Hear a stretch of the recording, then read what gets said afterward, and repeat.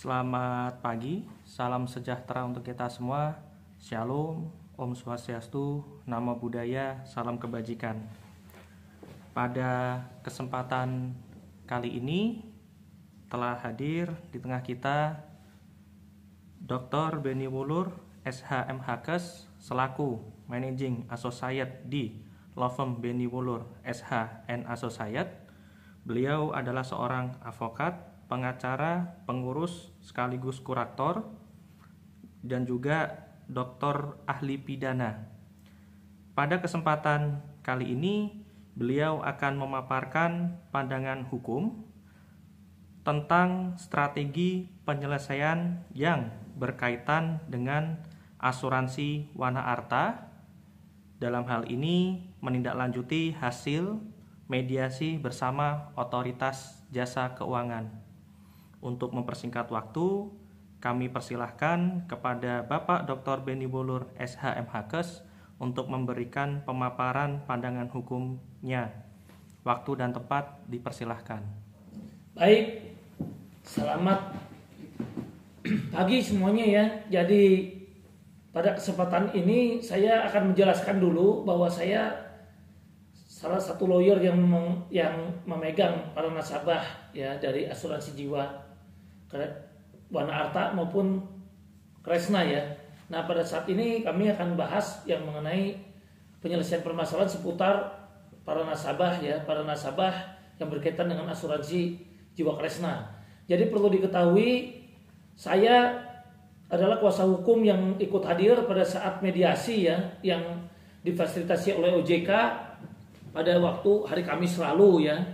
Yang mana bersama saya juga ada beberapa nasabah yang mana di situ saya pertanyakan ya, karena di sini dikatakan ya ada dana Wana Arta itu gagal bayar karena salah satu alasannya adalah disita katanya oleh kejaksaan sebesar 2,7 triliun.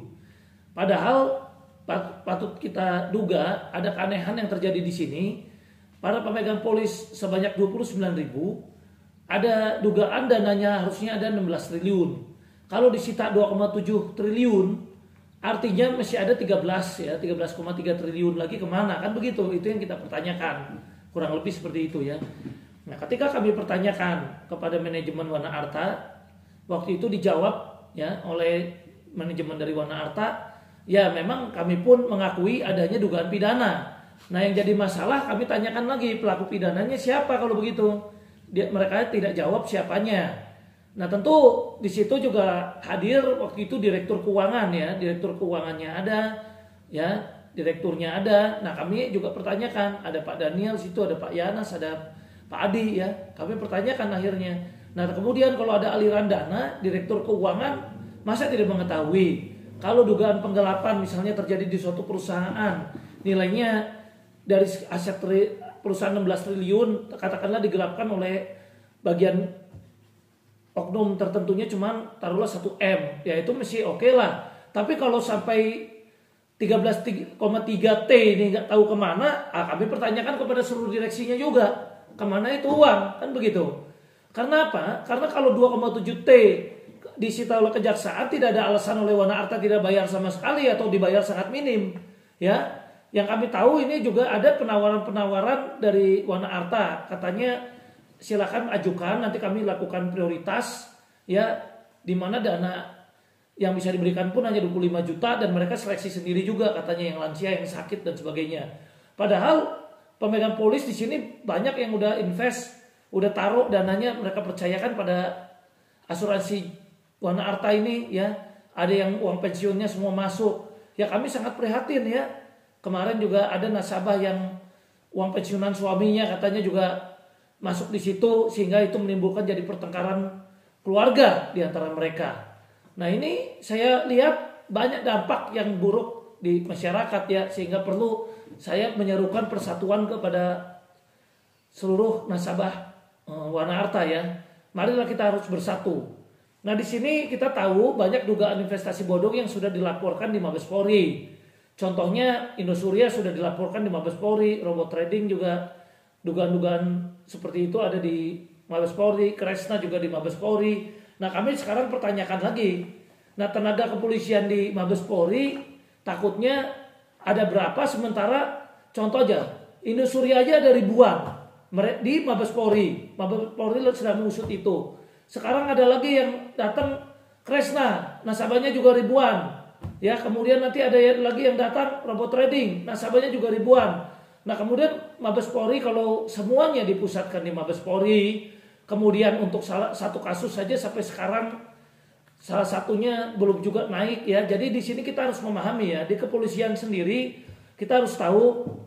Saya juga pernah mengalami, boleh dibilang pelaporan-pelaporan tindak pidana dalam perkara lain, khususnya di Polda Jabar. Dan saya beberapa kali juga di dalam menangani perkara di Polda Jabar ternyata saya puas ya, karena selesai kasus saya di Polda Jabar. Untuk itu beberapa kasus saya yang sudah selesai di Polda Jabar, saya ucapkan terima kasih ya kepada jajaran Polda Jabar karena begitu profesional penyidiknya sehingga menyelesaikan perkara-perkara kami. Nah, disinilah yang kami juga katakan barangkali juga ada potensi-potensi polda-polda di daerah ya yang bisa boleh dibilang melakukan tugas-tugasnya dengan baik. Saya ambil contoh juga, ada kasus salah satu investasi yaitu Vikasa, itu kenyataannya tidak dilakukan di Mabes Polri, tapi itu dilakukan secara profesional juga di Pekanbaru, kemudian naik di Kejaksaan Pekanbaru, kemudian juga diadili juga di Pekanbaru. Artinya di sini menjadi satu hal bahwa tidak selalu yang namanya dugaan investasi bodong itu harus diselesaikan juga di Mabes Polri. Memang kalau menyeluruh di seluruh Indonesia harus kebanyakan untuk mempermudah dan sebagainya itu bisa saja ditarik ya di Mabes Polri. Tapi kalau tenaga-tenaga di Mabes Polri sudah banyak yang harus dikerjakan, kemudian jumlah personil sedikit. Nah, ini yang jadi sulit. Ya, saya ambil contoh di sini bahwa yang namanya suatu keterampilan, pengetahuan dan sebagainya, ini perlu saya kasih tahu juga kepada masyarakat pada umumnya ya. Jadi kita sebetulnya sebaiknya juga memang harus meningkatkan kualitas diri untuk terus belajar. Saya sendiri siap untuk dikritik dan saya mau belajar terus ya untuk memperbaiki kinerja dan kemampuan saya. Kenapa saya bilang begitu kita nggak boleh berhenti belajar? Saya ambil contoh. Banyak masyarakat yang nggak tahu ya, dibawa misalnya satu kasus dugaan investasi bodong bidang asuransi yang rumit dan sebagainya dilaporkan misalnya di Polda di daerah, kemudian di bagiannya Ranmor misalnya, saya ambil contoh ya.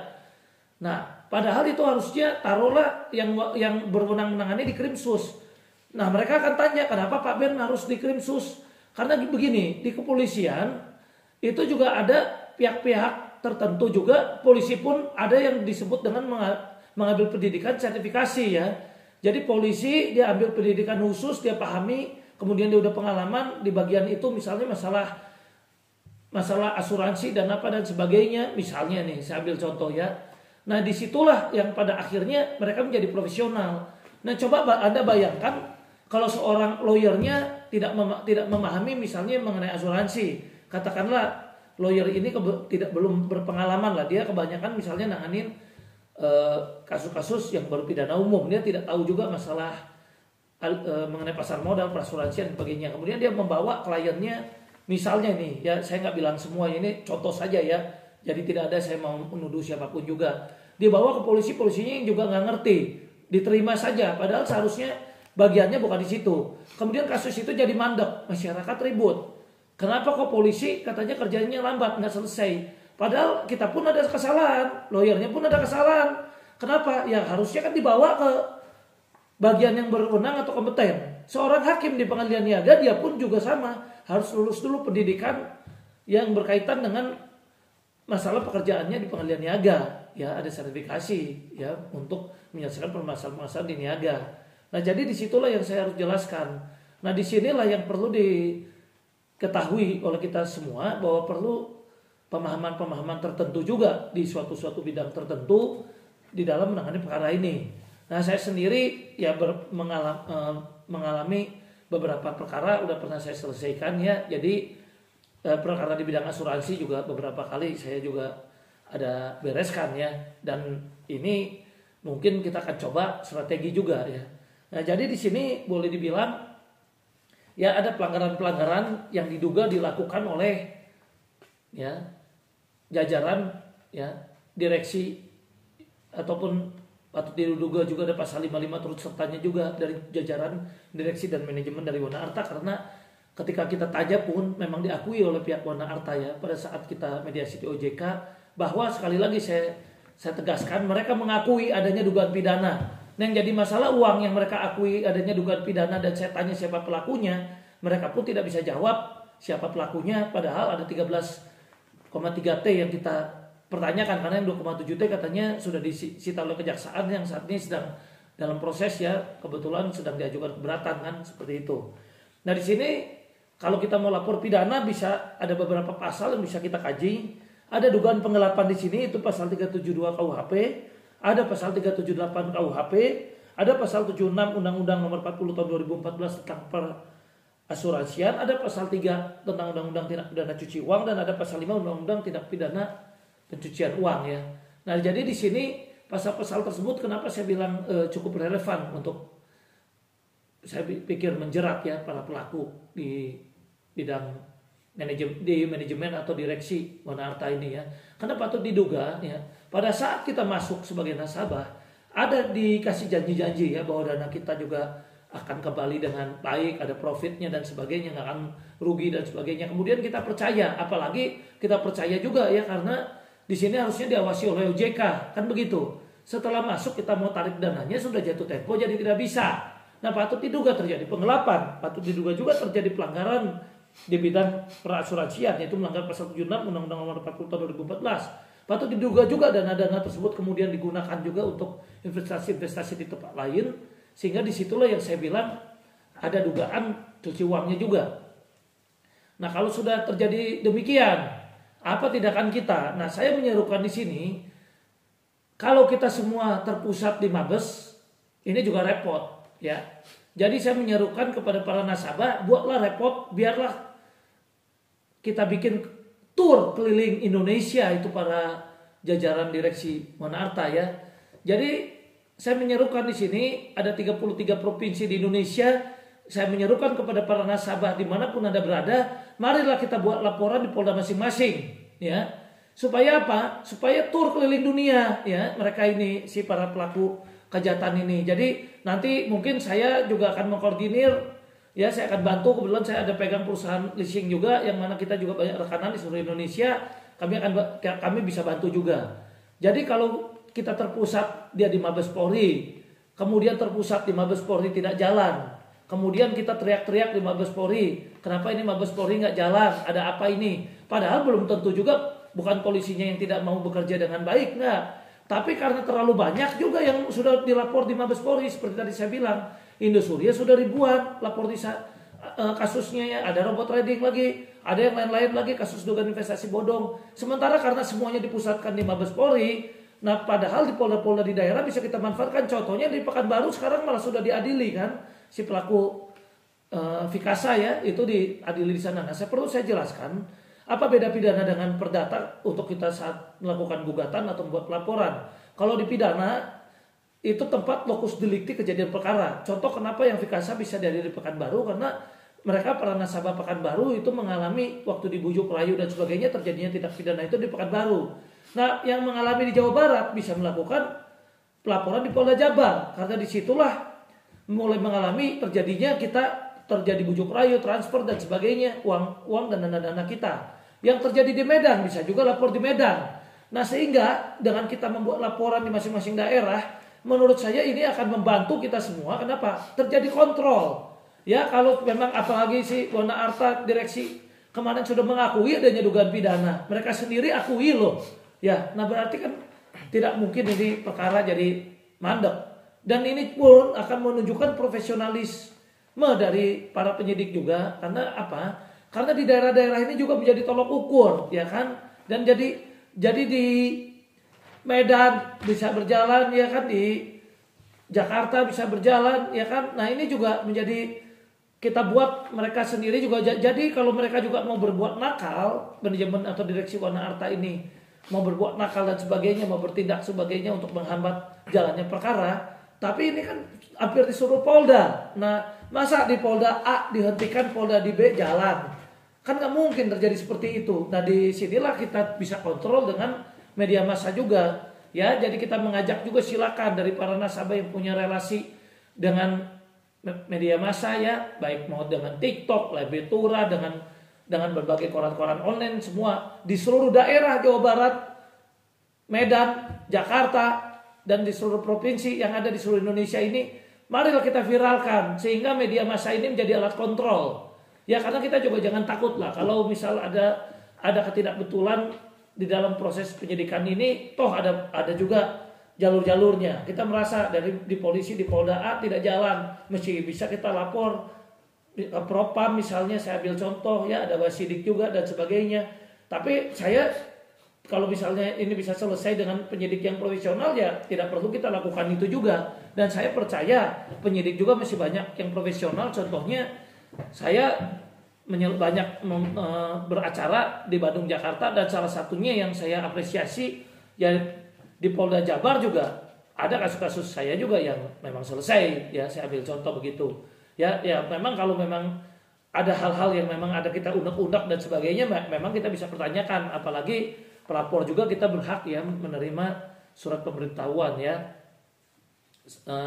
SP2HP ya, jadi hasil penyidikan itu kita boleh dapat ya lapor itu, jadi kita boleh tanya ya, itu suratnya boleh kita pertanyakan kalau kita buat laporan ya, jadi perkembangan itu kita bisa minta. Nah jadi di sini saya pikir juga memang ada hal-hal tertentu, jadi kita juga harus lihat, harus proporsional juga kita lihat ya, kalau memang penyidiknya yang kita pandang oknumnya yang nggak betul ya ada jalurnya kita bisa laporkan, tapi kalau kita lihat ya ternyata juga menumpuk di suatu pekerjaan itu semuanya lapor dan jumlah laporan yang banyak tidak memadai juga dengan jumlah personil. Nah ini juga kita harus cari jalan keluar. Makanya tadi saya usulkan marilah kita lapor kita manfaatkan ya 33 provinsi kita bisa lapor ya di masing-masing Polda dengan lokus delikti yang tersebar, di mana tersebar juga 29.000 nasabah ini ya. Nah kalau dimanfaatkan di Polda-Polda, menurut saya ini menjadi satu efektif. Ini menjadi jalan keluar juga di kepolisian. Biarkanlah menurut saya ini dari Polda-Polda ini berjalan gitu. Nah kalau memang nanti perlu ditarik atau diusatkan, perlu diperiksa di Mabes. Loh kalau Polda-Polda ini dari masing-masing Poldanya sudah bekerja, sudah memeriksa semua korban di masing-masing Polda. Kalau toh mau ditarik pun di Mabes kan BAP-BAP-nya sudah lengkap semua. Tapi kalau dari awal belum apa-apa sudah semuanya harus ditarik di Mabes Polri. Dengan jumlah personil yang sangat terbatas di Mabes Polri, bagaimana Mabes Polri bisa menyelesaikan perkara-perkara dengan baik dan profesional kalau laporan dugaan investasi bodong ini tiba-tiba terjadi ya menjamur ya hampir seluruh Indonesia. Di sini ada Koperasi Sejahtera Bersama ya, kemudian ada pelaporan misalnya Koperasi Sentosa, ada pelaporan lagi ya dengan misalnya ya koperasi-koperasi yang lainnya, ada Panakardia ya, ada segala macam, semuanya misalnya lapor di Mabes. Bayangkan coba polisi di daerah akhirnya jadi ya mereka juga jadi memang karena kewenangannya semuanya kita semua rame-rame di Mabes ya mereka kan memang jadi nggak bekerja ya. Karena apa? Karena dibekerjakan oleh polisi Mabes semua. Bagaimana kan begitu? Akhirnya ini akan memperlambat kita kasus-kasus juga yang terjadi. Tapi kalau kita sekarang melakukan efektif, pertama kita bikin tour itu direksi-direksi manajemen Wana Arta yang turut serta itu ke 33 provinsi di seluruh Indonesia ini ya. Ya kita juga bisa manfaatkan ya kalau toh ada kesulitan ya, kemarin lagi pandemi juga BAP bisa melalui Zoom dan sebagainya.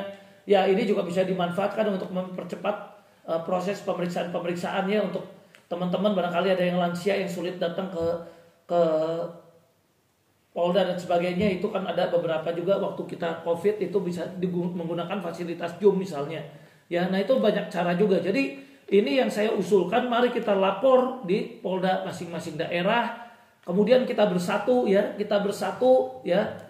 kita teriakkan gaung-gaung ini di seluruh media massa yang ada di seluruh Indonesia ini juga ya.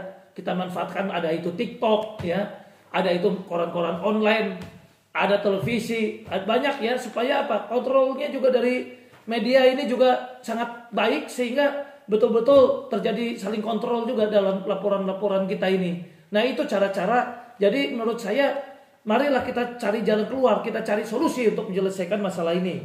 Ya, Jadi di sini saya juga melihat ya ada dugaan-dugaan pelanggaran-pelanggaran yang saya lihat ini diduga ya, perlu kita kaji sama-sama ya. Jadi kejadian Wana Arta yang menurut saya perlu kita kaji, ada kejadian ya, diduga tidak ada akta repo tahun 2018, tidak dibuatkan perjanjian tertulis nih ya. Jadi pejabat Wana Arta diduga yang melanggar POJK nomor 9 POJK garing 4 2015 pasal 2 pasal 4 ayat 1 dan pasal 5 ayat 1 ya, bahwa setiap transaksi repo wajib berdasarkan pada perjanjian tertulis dan wajib menerapkan GMRA ya. Nah di sini ada juga unsur yang saya duga ada pelanggaran oleh pejabat OJK. OJK tidak melakukan kewenangannya, lalai atau pasif ya, diduga ini ya, sekali lagi sesuai POJK nomor 9 POJK garing 4 garing 2015 pasal 11 dan pasal 13 dalam hal memberikan sanksi mulai dari surat peringatan, pembatasan pembekuan sampai pencabutan izin usaha terhadap pelanggaran POJK ini dan dapat mengumumkan kepada masyarakat. Ini patut diduga ya, jadi kita kaji sama-sama ya, tidak kita tuduh. Kemudian tahun 2018 divisi investasi perusahaan tidak melakukan kajian atas saham repo dari PT Hansen, itu kita juga perlu lihat. Jadi Wana Arta di sini melanggar POJK nomor 71 garing POJK garing 5 garing 2016 pasal 5 ayat 1. Kita lihat sama-sama. Perusahaan itu wajib menerapkan prinsip kehati-hatian dalam penempatan investasi. Kemudian ada POJK nomor 9 garing POJK garing 4 garing 2015 pasal 6 ayat 1 huruf E dan F. Transaksi repo wajib memiliki kebijakan prosedur pengendalian dan manajemen risiko. Ya, kemudian ada POJK nomor 73 garing POJK garing 5 garing 2016 pasal 58. Dalam mengelola investasi, perusahaan wajib melakukan analisa risiko dan kajian yang memadai.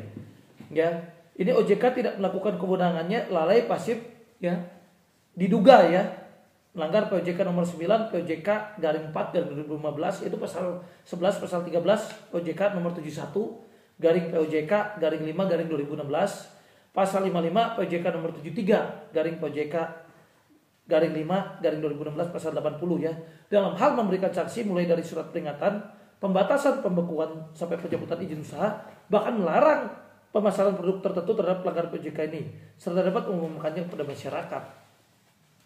Kemudian ada lagi mengenai pelaporan keuangan Wana Arta tahun 2016 sampai 2019, repo dicatatnya nihil ya. Nah di sini Wana Arta diduga ya melanggar Undang-Undang Asuransi nomor 4 tahun 2014 pasal 31 ayat 2 dan pasal 75. Perusahaan asuransi wajib memberikan informasi yang benar, tidak palsu dan atau tidak menyesatkan kepada pemegang polis. POJK nomor 73 garing POJK garing 5 garing 2016 pasal 69 ayat 2, perusahaan wajib memiliki sistem pelaporan keuangan yang dapat diandalkan untuk keperluan pengawasan dan pemangku kepentingan lain. Kemudian pejabat OJK diduga juga tidak melakukan kewenangannya, lalai atau pasif, yaitu ada POJK nomor 73 garing POJK garing 5 garing 2016 pasal 80 dalam hal memberikan sanksi mulai dari surat peringatan, pembatasan sampai pencabutan izin usaha dan juga tidak dapat diberikan sanksi tambahan seperti yang diatur dalam POJK. Kemudian premi pokok dan manfaat tidak bisa dicairkan sejak Februari 2020 ya. Di sini kita lihat Wana Arta ini diduga melanggar POJK nomor 71 POJK garing 5 garing 2016 pasal 3 ayat 1. Ketentuan rasio solvabilitas minimum sebesar 100%. Ya. POJK nomor 71 garing POJK garing 5 garing 2016 pasal 25 ayat 1 ketentuan rasio kecukupan investasi. Kemudian POJK nomor 71 garing POJK garing 5 garing 2016 pasal 33 huruf A ketentuan ekuitas minimum sebesar Rp 100 juta. Nah di sini patut diduga juga OJK lalai bersikap pasif, terlambat dalam menjalankan kewenangannya sesuai POJK ya nomor 71 garing POJK garing 5 garing 2016 pasal 55 dalam pemberian sanksi. OJK melakukan pengawasan khusus penetapan PKU terhadap pelanggaran Wana Arta Life pada Oktober 2021, sementara gagal bayar itu sudah terjadinya sejak Februari 2020. Ya, nah ini perlu kita lihat sama-sama. Dan OJK hanya memberikan PKU sebagian. Hal ini berdampak kerugian terhadap pemegang polis sebagai berikut ya. Perusahaan memperpanjang polis, rollover polis lama sehingga menambah exposure kewajiban manfaat terhutang bertambah dari Februari 2020 sampai Oktober 2021 dan tidak bisa dicairkan. Perusahaan tetap menerima premi baru untuk produk tertentu, namun perusahaan sudah tidak bisa membayar kewajiban jatuh tempo. Kemudian perusahaan menjual aset, mobil dan tanah bangunan secara diam-diam tanpa persetujuan pemegang polis. dan konsisten melanggar fakta integritas dalam penetapan sanksi PKU kepada Warna Arta Life dan Kresna Life yang keduanya mengalami masalah likuiditas pada tahun yang sama 2020. Pejabat OJK dinilai bersikap diduga diskriminatif. Kenapa? Kresna Life ya, sekali lagi, kena PKU penuh sejak Desember 2020. Warna Arta Life hanya kena PKU sebagian sejak Oktober 2021. Nah, padahal kita tahu juga ya, Kresna Life sampai kemarin pun 1,3 triliun bayar ya, tapi dia di PKU seluruhnya. Sementara Warna Arta hanya PKU sebagian tadi saya udah bacakan ya. Jadi ada kesimpulan yang bisa ditarik di sini, perbuatan atau tindakan Warna Arta Life ya diduga ini ya, saya selalu sampaikan, yang melanggar ketentuan atau peraturan yang ditetapkan dalam OJK dan Undang-Undang Asuransi sehingga berdampak secara langsung terhadap timbulnya kerugian material dan imaterial pada pemegang polis. Pelanggaran ini mengandung jelas ya unsur-unsur tadi ya, perbuatan-perbuatan yang dilanggarnya ya, atau melawan hukum yang dibuat oleh diduga ya dilanggar ya. Jadi perbuatan OJK atau pejabat OJK yang lain pasif tidak berbuat terlambat dalam melaksanakan kewenangannya sesuai peraturan OJK yang ditetapkan sehingga berdampak baik secara langsung maupun tidak langsung terhadap timbulnya kerugian material dan imaterial pada pemegang polis. Perbuatan OJK yang tidak menjalankan kewenangan sesuai PJK mengandung unsur perbuatan yang betul-betul sangat melawan hukum. Ya, nah jadi di sini saya mau sampaikan ya itu yang saya lihat ya. Jadi makanya di sini marilah kita bergerak ya. Jadi di pelanggaran-pelanggaran yang sudah saya lihat banyak dilakukan oleh Warna Arta ini cukup banyak. Jadi marilah supaya mempercepat proses ini berjalan, kita laporkan di masing-masing Polda. Jadi Polda yang duluan udah selesai itu bisa cepat dilimpah ke pengadilan, kemudian bisa diadili. Contohnya ya tadi saya bilang Pak, yang Fikasa buktinya yang di Pekanbaru itu juga berjalan di daerah kan begitu. Jadi tidak ada ketentuan harus berjalan juga di Mabes Polri.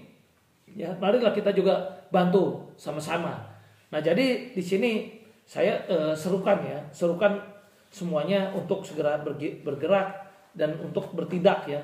Bertindak untuk sama-sama kita fight untuk membela kepentingan kita ya. Jadi di situ yang saya mau sampaikan. Nah, jadi di sini kita juga mesti sama-sama juga mendorong. Kemudian dari hasil pertemuan saya dengan OJK, didengar juga oleh OJK, Warna Arta pun mengatakan katanya dari nasabah juga silahkanlah kalau mau ikut mengirimkanlah wakilnya ya untuk melakukan audit ya dari akuntan publik. Nah, jadi di sini juga saya tentu akan mengusulkan juga sesuai apa yang diminta ya. Sambil kita juga melakukan pelaporan-pelaporan kepada kepolisian. Ya, jadi di sini saya perlu jelaskan sekali lagi ya.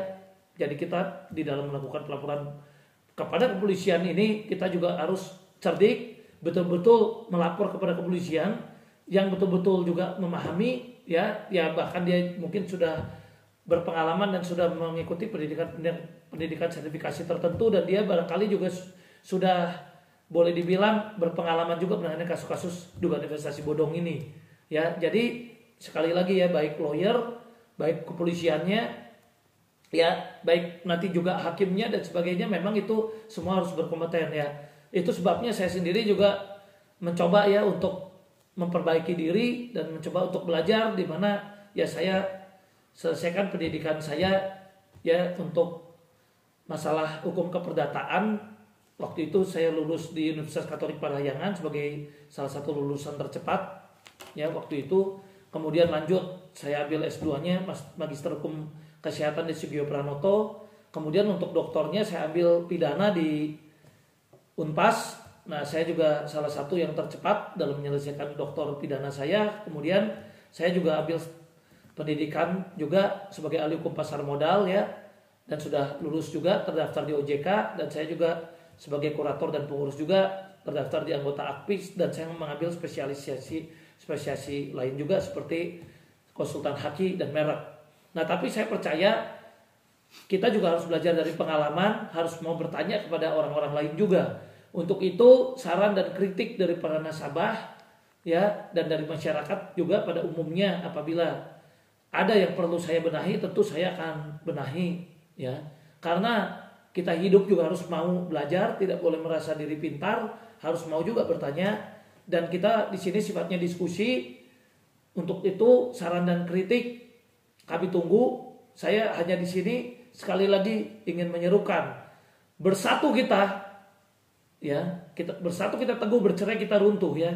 Jadi jangan sampai kita antar lawyer saling berantem, saling menjatuhkan, itu juga tidak baik. Saya merangkul siapapun juga yang sama-sama memang sedang menangani kasus Wana Arta, kita bersatu, ya, kita kawal kasus ini, adili, ya, adili dugaan tindak pidana yang dilakukan oleh pejabat-pejabat, ya, direksi-direksi Wana Arta, ya, dan selamatkan, ya, selamatkan dana kita kawal juga kemana itu dana-dana kita yang triliunan yang tersebar, kita harus selamatkan, kita harus jeli, kita harus berpegangan tangan, bersatu sama-sama, tidak saling menjelekan, tidak saling menjatuhkan, koordinasi juga dengan aparat penegak hukum, ya, mendukung juga dengan aparat penegak hukumnya, baik di sisi kepolisian, kejaksaan, kemudian di hakimnya, ya, kita dukung sama-sama, tidak saling menjatuhkan, tidak saling menjelekan, yang ada kritik membangun, ya, karena disitulah puncak kekuatan kita bersatu, kita berpikir positif, kita optimis, kita akan berhasil, ya. Mari kita selamatkan sama-sama dana-dana investasi kita. Dan begitu juga saran saya untuk investasi-investasi lain, tidak di Wana Arta aja, ya. Untuk klien-klien saya, mau yang di Indosuria, mau yang di lain-lain juga, menurut saya memang kita harus bersatu. Kalau habis waktu kita untuk saling menjatuhkan, saling menjelekan, padahal kita sama-sama bela nasabah, ya, itu juga menurut saya juga tidak baik. Jadi saya mengajak jangan sampai terjadi, ya, dan kita justru harus bersatu, ya. Para nasabah juga saling memberikan masukan, kritik membangun dan sebagainya, sehingga kita bisa selamatkan dana kita yang triliunan itu, dan mudah-mudahan kita dapatkan kembali hak masing-masing. Ya, akhirnya saya ucapkan, ya, mohon maaf seandainya ada kata-kata atau tindakan saya yang tidak berkenan melalui YouTube ini. Mudah-mudahan ini semua bisa menjadi bahan kita semua untuk mendapatkan hak kita, sambil kita berdoa sama-sama kepada Tuhan menurut agama dan percayaan masing-masing, supaya kita dibimbing, diberikan suatu hikmat, supaya ada jalan keluar yang terbaik untuk kita semua. Terima kasih untuk semuanya. Salam sehat. Hormat saya untuk kalian, untuk bapak-bapak dan ibu-ibu semua. Selamat pagi. Ya, jadi untuk klien-klien kami yang juga sudah mempercayakan ke kantor hukum kami, saya ucapkan juga terima kasih. Baik, terima kasih atas pemaparan pandangan hukum yang disampaikan oleh Dr. Benny Wulur SH MHkes. Semoga apa yang telah disampaikan tersebut tentang upaya hukum yang dilakukan dapat membuahkan hasil yang baik, terkhusus demi kepentingan para nasabah. Sekian, terima kasih. Om Santi Santi Santi Om.